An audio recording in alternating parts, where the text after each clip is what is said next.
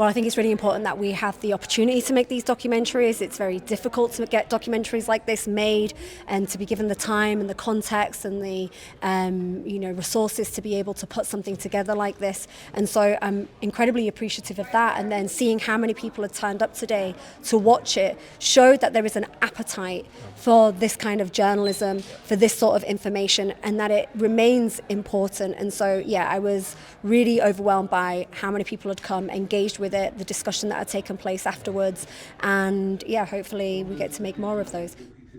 We watched a film about Israel's war on medics, both in Lebanon and in Gaza. What do you think some of the most important reflections are? And you mentioned that the British role in this and the UK's approach to Gaza is very critical. What would you want to talk about that? There is a real disconnect between public opinion in Britain and the government. The British public is overwhelmingly supportive of the Palestinians, and increasingly so, and is more and more angry with Israel for committing genocide in Gaza, whereas the British government remains totally uncritical of Israel. And Keir Starmer defined himself as an unqualified Zionist, and it's a disaster that he sets British policy towards Israel, because Israel is an apartheid state. Israel is committing genocide in Gaza. Israel is using starvation as a weapon of war, and yet Starmer denies that.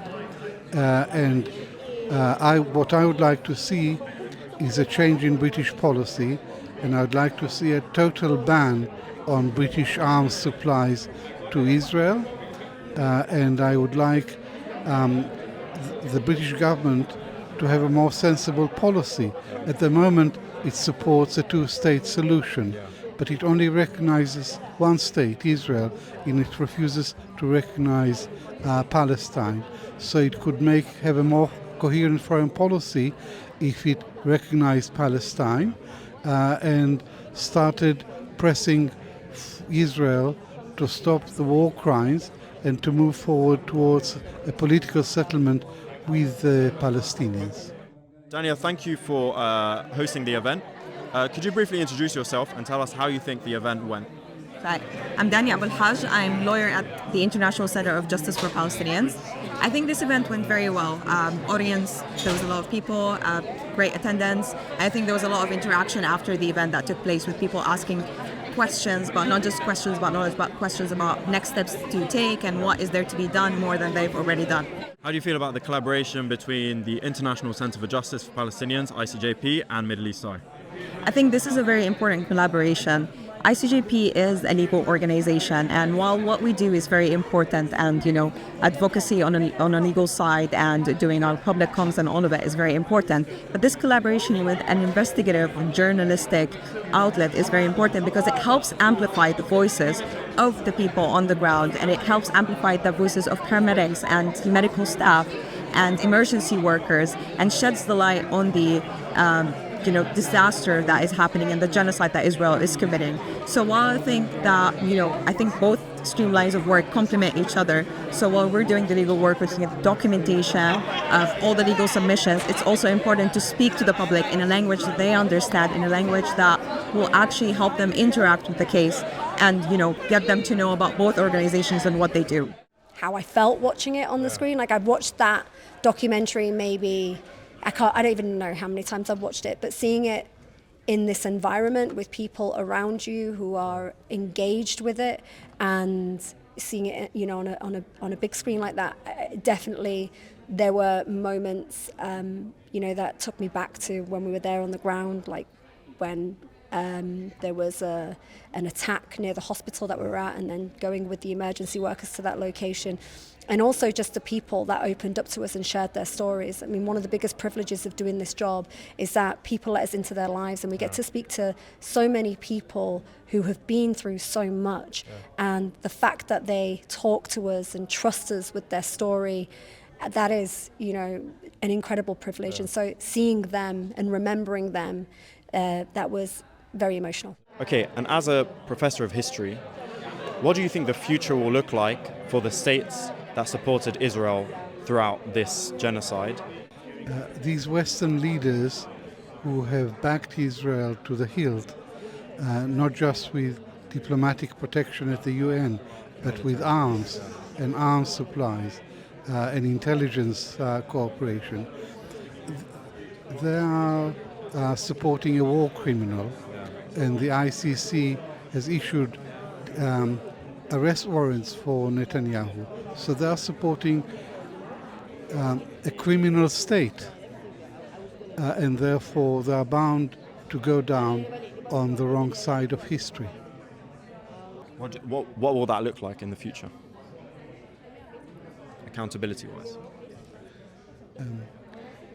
We have mechanisms for accountability.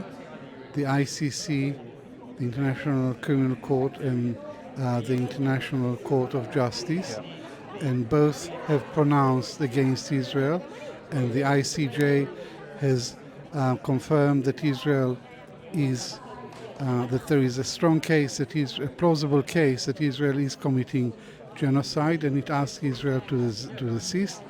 The ICJ also asked all third parties to dissociate themselves from the Israeli occupation, not to support the occupation in any way.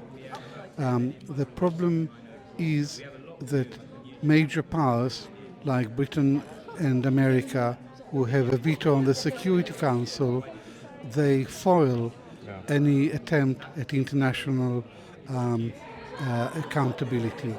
So the wheels of international justice grind slowly, but they have started to move. And although the ICJ cannot enforce its rulings, it has moral authority, and it affects public opinion, and it affects the way that people look at Israel. And Israel has made itself an international pariah, and I can't see any way that it will ever move away from this reputation as an international pariah. What would you like to see come out of an event like this? I think what's most important to come out of events like this are people coming together in collaborative effort to actually take actual steps on the ground. So even if it's a small group of people advocating to, do some work in their own constituency or council where they reside, that's still very important. So I think these events also bring people together. So it will be very interesting to see how people react to these events and how they regroup after these events and work well together, and also take on the recommendations that were told to them by the panelists who are experts in their field to be able to implement these recommendations. And it can be the smallest effort. I mean, it's one brick over the other that helps actually magnify the voices of Palestinians, and also help Palestinians who cannot say the things that they want to say them abroad, and make it clear to these governments that are complicit in what is happening on the ground, that the people from these governments and from these countries do not agree with the situation on the ground, and do not think that this is something that they want their country to be conducting and taking part in. What do you really hope the impact of such work would be? I mean, journalists ask themselves this question all the time, like, what do you hope the impact of your work is going to be? And most of us want to make change. Most of us want to make change for the better, show, tell people stories, expose injustices, and hopefully make a difference through that. But, over the years, sometimes you can be disheartened and you can question whether the work that you do does have any impact, and I definitely go through those cycles all the time. But what's the most important thing for me, I think, is that the people that we speak to, we give them a platform. And for me, it's always the most important thing is that when we go to places, we speak to those victims, we speak to the most vulnerable in society, and we give them an opportunity and a platform to talk about their experiences. And for me, that's enough. The impact of knowing that people have had their voice heard, that'll do.